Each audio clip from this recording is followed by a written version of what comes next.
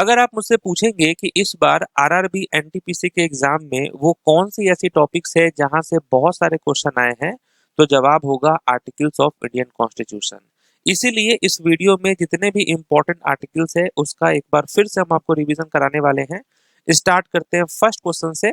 पहला क्वेश्चन है कि भारत को राज्यों का संघ यानी यूनियन ऑफ स्टेट्स किस अनुच्छेद में कहा गया है। रिवीजन वीडियो है तो बहुत फास्ट तरीके से हम लोग रिवीजन करेंगे। राइट आंसर होगा आर्टिकल 1। आर्टिकल 1 किससे रिलेटेड है? राज्यों का संघ से। नए राज्यों का गठन और सीमाओं को परिवर्तन किस अनुच्छेद के तहत होता है?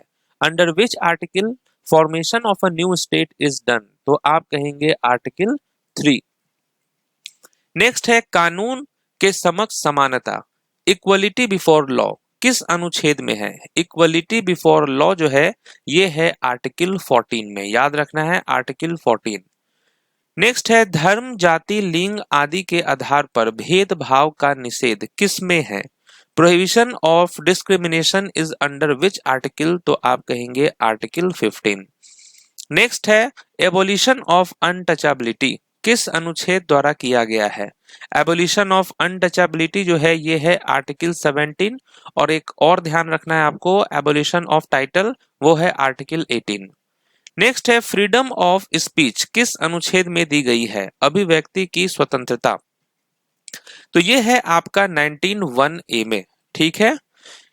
तो भारतीय संविधान का अनुच्छेद 19(1)(a) सभी नागरिकों को जो है अभिव्यक्ति की स्वतंत्रता का मौलिक अधिकार प्रदान करता है। तो यहाँ पर 19 आपका करेक्ट है। नेक्स्ट है राइट टू लाइफ किस अनुच्छेद में है? राइट टू लाइफ जो है ये है आर्टिकल 21। इससे रिलेटेड है 6 से 14 वर्ष के बच्चों को के लिए शिक्षा का अधिकार किस अनुच्छेद में जोड़ा गया है? शिक्षा का अधिकार, राइट टू एजुकेशन, ये है आपका article 21(a). Prohibition of child labour किस अनुच्छेद में है? बाल श्रम का निषेध जो है इनसे रिलेटेड आर्टिकल है आपका आर्टिकल 24। ध्यान रखना है अनुच्छेद 24। संवैधानिक उपचारों का अधिकार, राइट टू कॉन्स्टिट्यूशनल रेमेडीज किसे कहा जाता है? तो राइट आंसर होगा आर्टिकल 32। नेक्स्ट है ऑर्गेनाइजेशन ऑफ विलेज पंचायत किस अनुच्छेद में है? ऑर्गेनाइजेशन ऑफ विलेज पंचायत इनसे रिलेटेड आर्टिकल है 40, याद रखना है। नेक्स्ट है यूनिफॉर्म सिविल कोड का उल्लेख किस अनुच्छेद में है? यूनिफॉर्म सिविल कोड से रिलेटेड है आपका आर्टिकल 44। नागरिकों के मूल कर्तव्य यानी फंडामेंटल ड्यूटीज किस अनुच्छेद में है? फंडामेंटल ड्यूटीज हमने यूएसएसआर से लिया है और इससे रिलेटेड जो है आर्टिकल 51(a) है। भारत का एक राष्ट्रपति होगा, there shall be a president of India किस अनुच्छेद में है? There shall be a president of India ये किस अनुच्छेद में है? 52 में है। राष्ट्रपति पर महाभियोग यानी इम्पीचमेंट की प्रक्रिया किस अनुच्छेद में है? इम्पीचमेंट जो है हमने यूएसए से लिया है, यूएसए के संविधान से, और इनसे रिलेटेड है आर्टिकल 61। नेक्स्ट है राष्ट्रपति की क्षमादान शक्ति यानी पावर ऑफ पार्डन किस अनुच्छेद में है? पावर ऑफ पार्डन जो है ये है आर्टिकल 72 में। अटॉर्नी जनरल ऑफ इंडिया किस अनुच्छेद में है? अटॉर्नी जनरल ऑफ इंडिया से रिलेटेड आर्टिकल 76 है।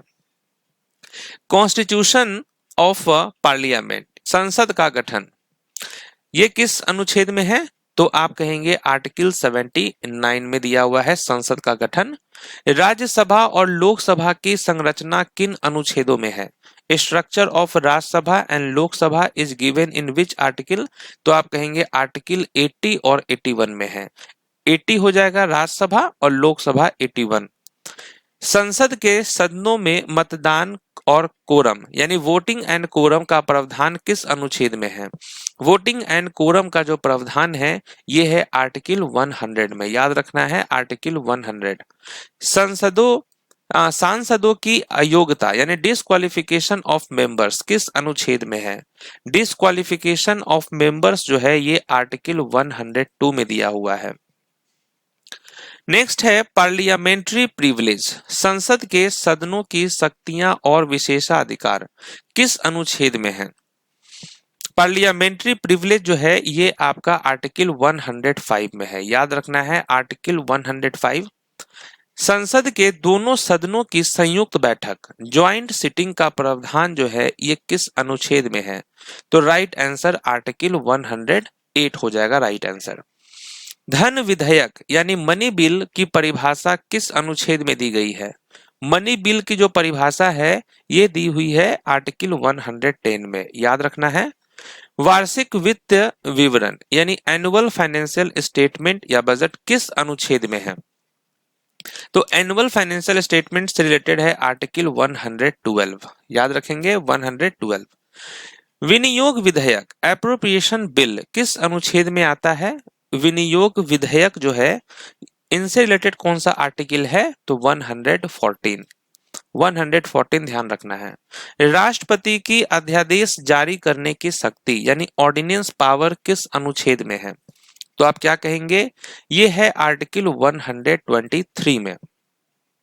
सर्वोच्च न्यायालय यानी सुप्रीम कोर्ट की स्थापना और गठन किस अनुच्छेद में है? सुप्रीम कोर्ट की स्थापना और गठन जो है ये आर्टिकल 124 से रिलेटेड है। अभिलेख न्यायालय यानी कोर्ट ऑफ रिकॉर्ड के रूप में सर्वोच्च न्यायालय किस अनुच्छेद में है? अभिलेख न्यायालय कोर्ट ऑफ रिकॉर्ड के रूप में सर्वोच्च न्यायालय किस अनुच्छेद में है? आर्टिकल 129 में है, याद रखेंगे 129। राष्ट्रपति को सर्वोच्च न्यायालय से सलाह लेने की शक्ति यानी एडवर्सरी जुरिसडिक्शन किस अनुच्छेद में है? तो ये है आर्टिकल 143 में दिया हुआ है। भारत के नियंत्रक एवं महालेखा परीक्षक यानी कैग की नियुक्ति किस अनुच्छेद में है? कंट्रोलर ऑडिटर जनरल जो है आपका आर्टिकल 148 में है, आर्टिकल 148 आपको ध्यान रखना है। राज्यों के राज्यपाल यानी गवर्नर्स ऑफ स्टेट्स का प्रावधान किस अनुच्छेद में है? गवर्नर्स ऑफ स्टेट्स का जो प्रावधान है ये आर्टिकल 153 में है। राज्यपाल की नियुक्ति अपॉइंटमेंट ऑफ गवर्नर किस अनुच्छेद में होती है? अपॉइंटमेंट ऑफ गवर्नर जो है ये आर्टिकल 155 में दिया हुआ है। राज्यपाल की क्षमादान शक्ति पार्डनिंग पावर किस अनुच्छेद में है? राज्यपाल को भी क्षमादान की शक्ति है और ये किस अनुच्छेद में है? आर्टिकल 161। मुख्यमंत्री के कर्तव्यों ड्यूटीज ऑफ चीफ मिनिस्टर का उल्लेख किस अनुच्छेद में है? ड्यूटीज ऑफ चीफ मिनिस्टर का उल्लेख जो है ये आर्टिकल 167 में दिया हुआ है। राज्यों के विधान परिषदों के निर्माण या समाप्ति creation abolition of legislative councils का अधिकार किस अनुच्छेद में है? क्रिएशन और एबोलिशन ऑफ लेजिस्लेटिव काउंसिल का जो अधिकार है ये आर्टिकल 169 में है, याद रखना है 169। विधान सभाओं की संरचना कंपोजिशन ऑफ लेजिस्लेटिव असेंबलीज किस अनुच्छेद में दी गई है? कंपोजिशन ऑफ लेजिस्लेटिव असेंबलीज किस अनुच्छेद में दी गई है? तो आप कहेंगे आर्टिकल 170, राइट आंसर आर्टिकल 170 हो जाएगा। राज्य का महाधिवक्ता यानी advocate general for the state किस अनुच्छेद में है? Advocate general for the state जो है ये है आपका आर्टिकल 165 में, याद रखेंगे आर्टिकल 165। राज्य विधानमंडल के सत्र सत्रावासन और विघटन यानी सेशन प्रोरोगेशन एंड डिसोल्यूशन का उल्लेख किस अनुच्छेद में है? तो ये है आपका आर्टिकल 174 में दिया हुआ है। राज्यपाल द्वारा विधेयक पर अनुमति देना या राष्ट्रपति के लिए आरक्षित करना किस अनुच्छेद में है? राज्यपाल द्वारा विधेयक पर अनुमति देना या राष्ट्रपति के लिए आरक्षित करना किस अनुच्छेद में है? आर्टिकल 200 में दिया हुआ है, याद रखेंगे आर्टिकल 200 में है।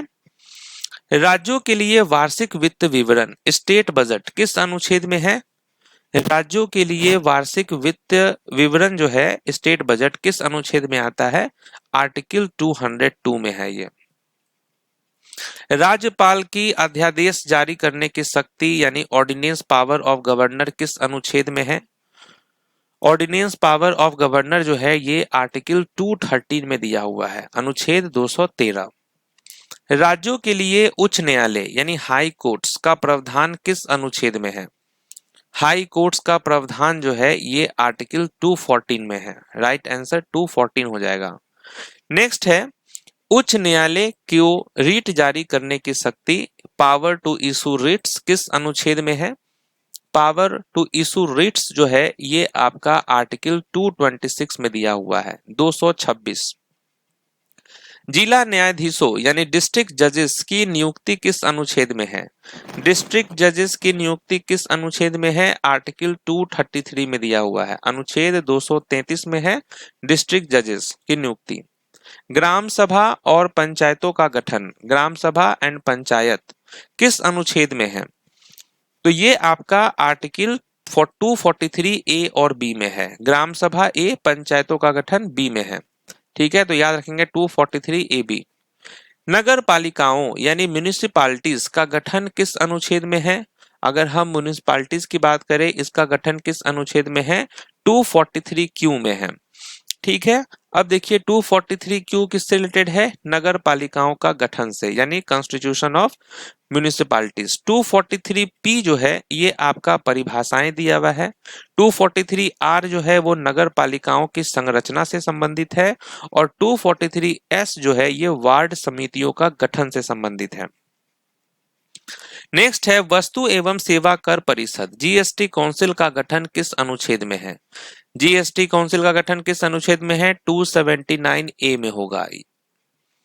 वित्त आयोग यानी फाइनेंस कमीशन का प्रावधान किस अनुच्छेद में है? फाइनेंस कमीशन का प्रावधान जो है ये आर्टिकल 280 में दिया हुआ है, 280। संपत्ति का अधिकार, राइट टू प्रॉपर्टी, अब किस अनुच्छेद में एक कानूनी अधिकार है राइट टू प्रॉपर्टी? तो आप कहेंगे आर्टिकल 300 ए, राइट आंसर 300 ए हो जाएगा। अखिल भारतीय सेवाओं यानी ऑल इंडिया सर्विसेज आईएएस या आईपीएस का गठन किस अनुच्छेद में है? अखिल भारतीय सेवाओं का गठन जो है ये 312 में दिया हुआ है, 312। यूपीएससी और एसपीएससी किस अनुच्छेद में है? संघ और राज्यों के लिए लोक सेवा आयोग जो है इससे संबंधित आपका 315 है। संघ और राज्यों के लिए लोक सेवा आयोग अनुच्छेद 315। भारत का निर्वाचन आयोग यानी इलेक्शन कमीशन किस अनुच्छेद में है? इलेक्शन कमीशन जो है 324 में है, अनुच्छेद 324। राष्ट्रीय अनुसूचित जाति आयोग किस अनुच्छेद में है? नेशनल कमीशन फॉर एससी, तो नेशनल कमीशन फॉर एससी है 338 से। वहीं अगर नेशनल कमीशन फॉर एसटी की बात करें तो ये किस अनुच्छेद में है? तो 338 ए में दिया हुआ है ये। संघ की आधिकारिक भाषा यानी ऑफिशियल लैंग्वेज ऑफ यूनियन किस अनुच्छेद में है? ऑफिशियल लैंग्वेज ऑफ यूनियन जो है ये 343 में दिया हुआ है। राष्ट्रीय आपातकाल यानी नेशनल इमरजेंसी की घोषणा किस अनुच्छेद में होती है? नेशनल इमरजेंसी होगा आपका 352। प्रेसिडेंट रूल, राज्यों में राष्ट्रपति शासन किस अनुच्छेद में है? तो ये 356 में है। फाइनेंशियल इमरजेंसी किस अनुच्छेद में है? तो ये आपका 360 में है। पावर टू अमेंड कॉन्स्टिट्यूशन, संसद की संविधान संशोधन करने की शक्ति किस अनुच्छेद में है? तो ये आपका आर्टिकल 368 में है। और ये हमने जो अमेंडमेंट का प्रोसेस है ये साउथ अफ्रीका से लिया था। तो चलिए यहाँ पर देखिए आर्टिकल 1 से लेकर 395 के बीच जितने मोस्ट इंपॉर्टेंट आर्टिकल्स है उसका फिर से मैंने आपको रिवीजन करवा दिया है। वैसे आर्टिकल्स पे मैंने ऑलरेडी 2 वीडियो बना रखा है, उसको भी आप देख लेंगे, वहां भी सारे ट्रेंडिंग क्वेश्चंस हैं, तो रिवीजन करते रहेंगे। मिलते हैं नेक्स्ट वीडियो में, तब तक के लिए ऑल द बेस्ट।